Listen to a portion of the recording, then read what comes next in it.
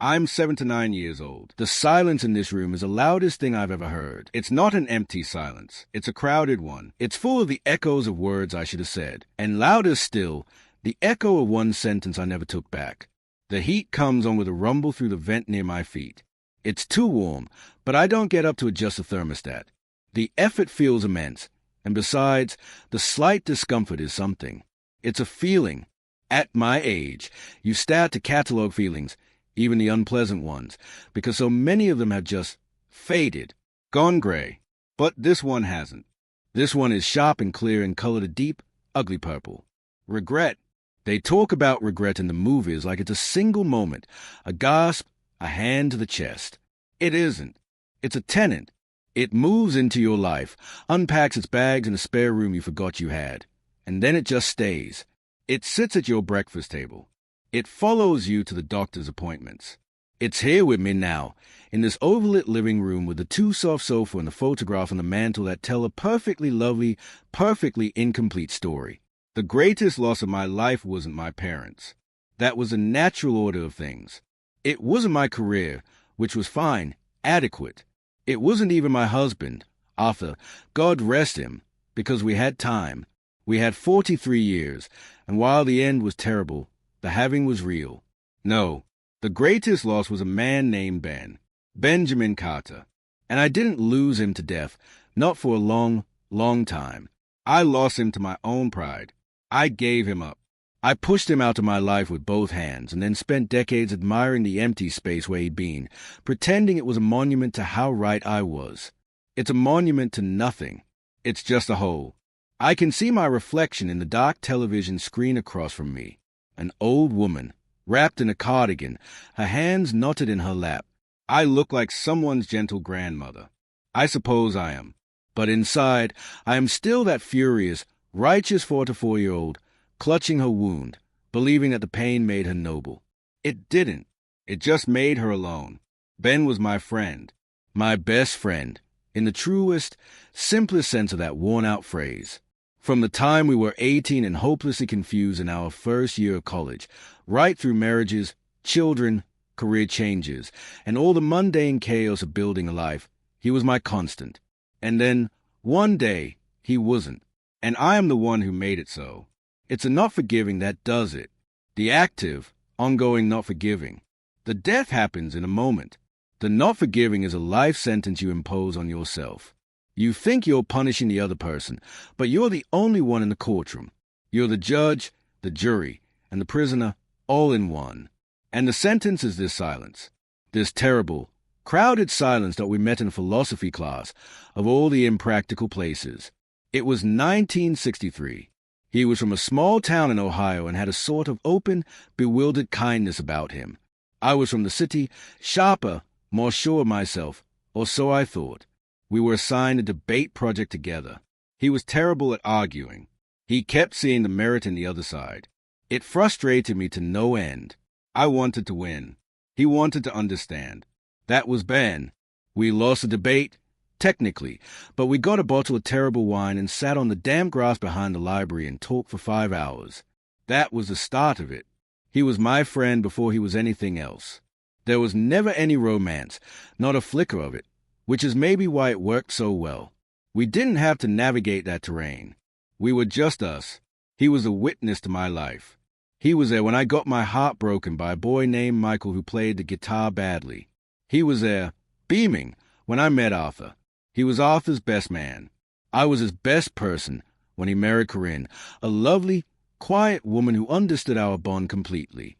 We bought houses in the same neighborhood, not by some grand plan, but because when Ben and Corinne found a place 2 streets over from Arthur and me, it just felt right. It felt like the world was in order.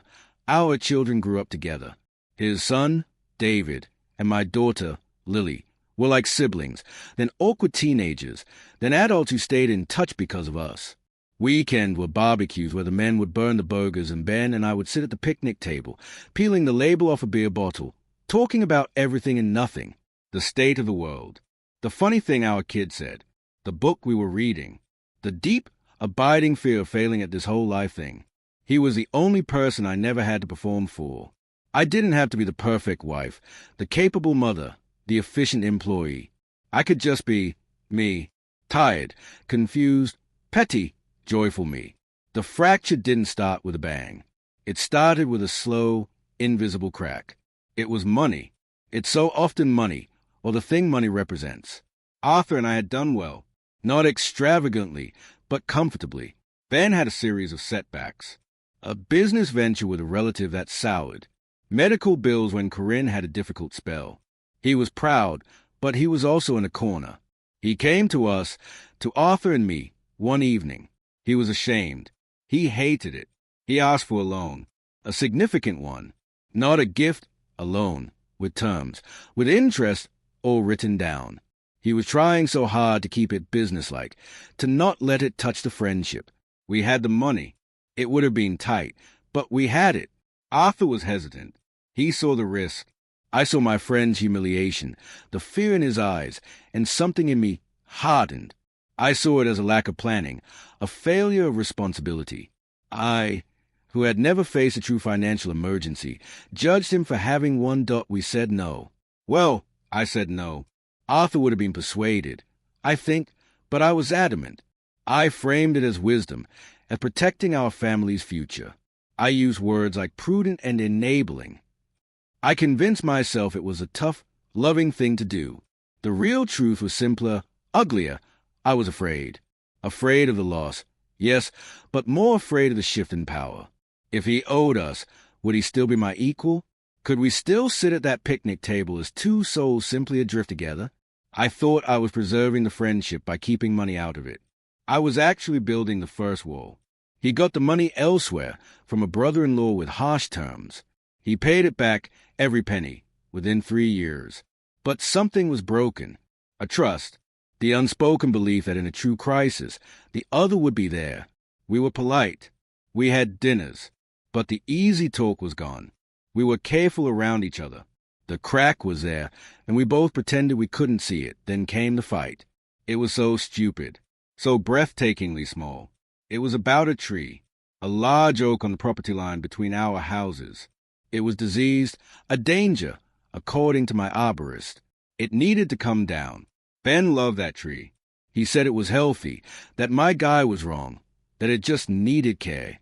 We argued, not a heated argument, but a cold, procedural one. Letters from lawyers were mentioned. The word spite was thrown around by Arthur, who was furious at the whole situation. I dug in. It became a point of principle. My property, my right, my assessment. Ben's sentimental attachment was, in my view, an obstacle to common sense. The day the tree company came, Ben and Corinne left for the weekend. I watched from my kitchen window as they took that old oak down. It was huge. Its fall shook the ground. When it was done, there was a terrible emptiness in the sky, a glaring open space where there had been graceful branches for 100 years.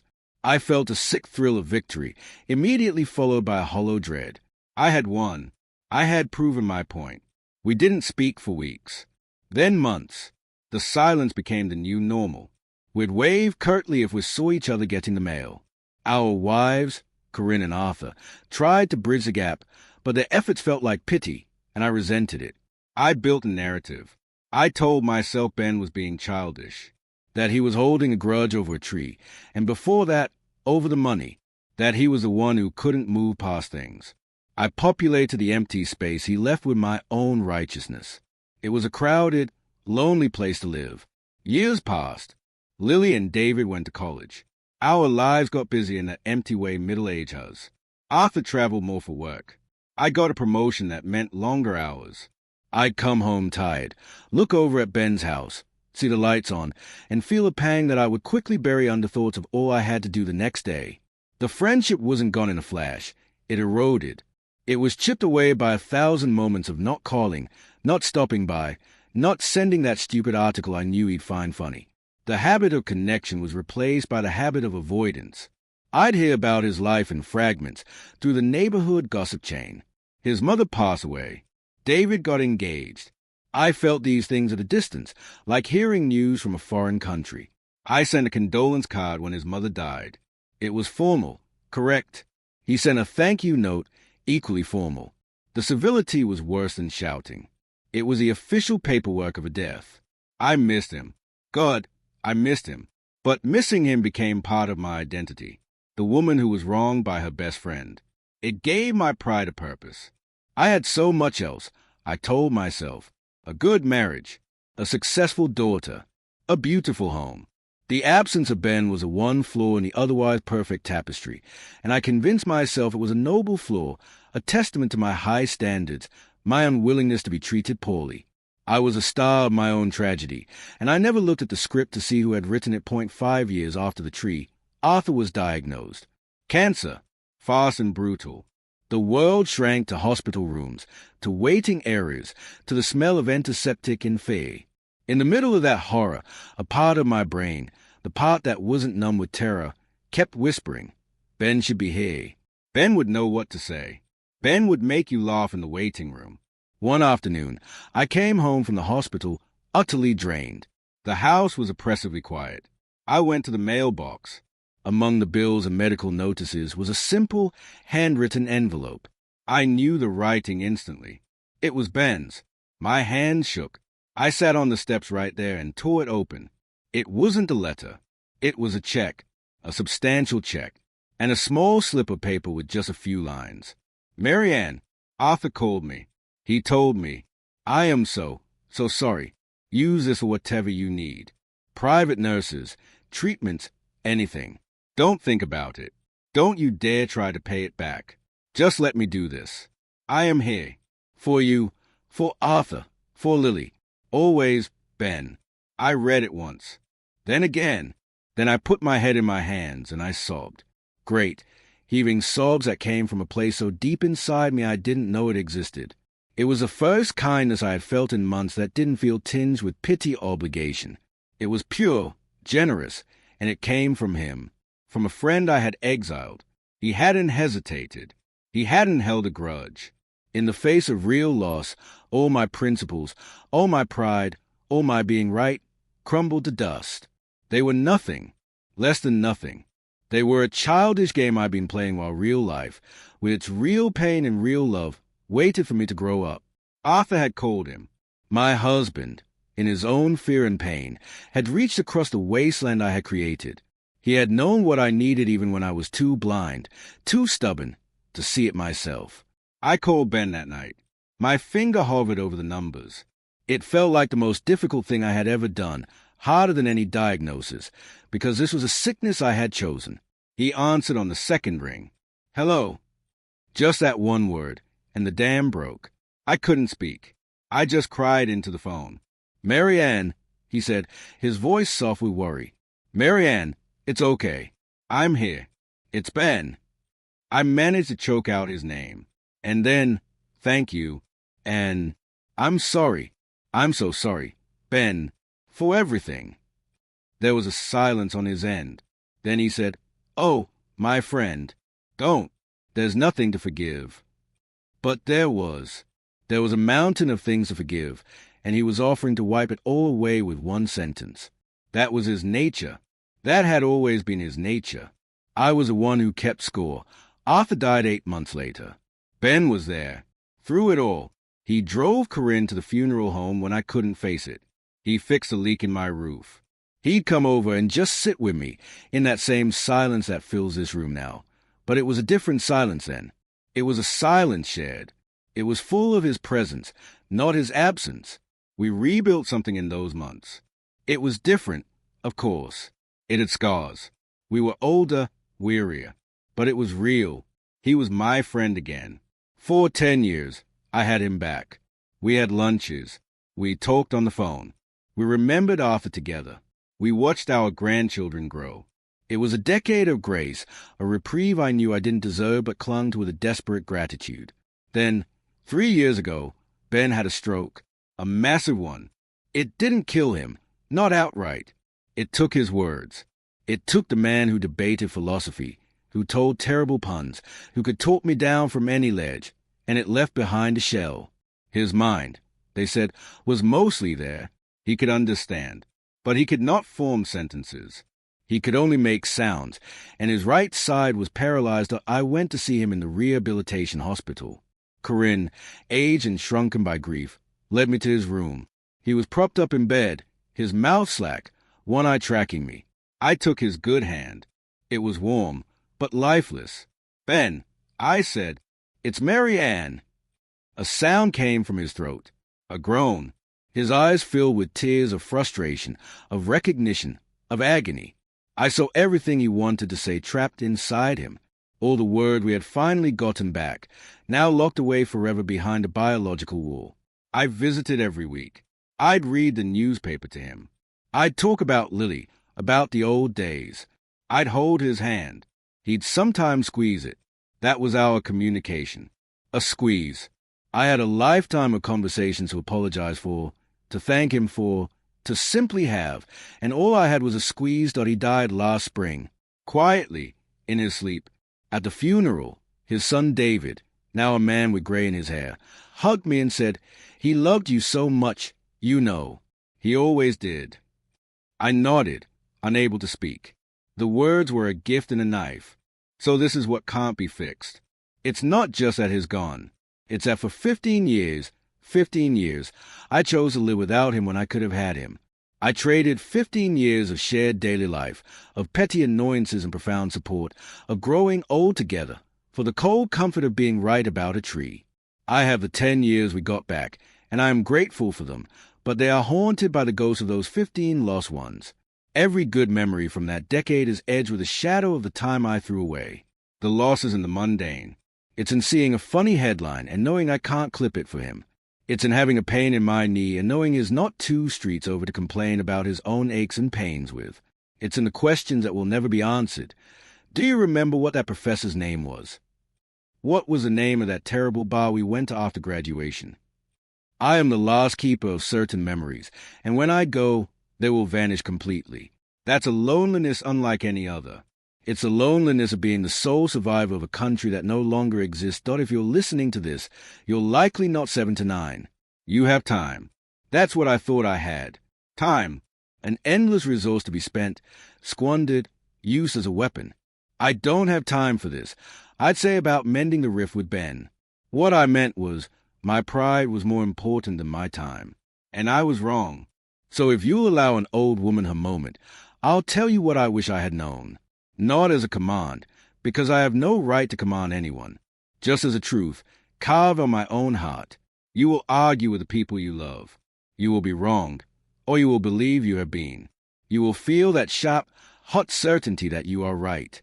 In that moment, I beg you, ask yourself one question. What is this worth? Is this hill, this principle, this stand you are taking, worth a piece of your life? Because that is what it costs. Every grudge, every cold silence, every stubborn refusal to bend.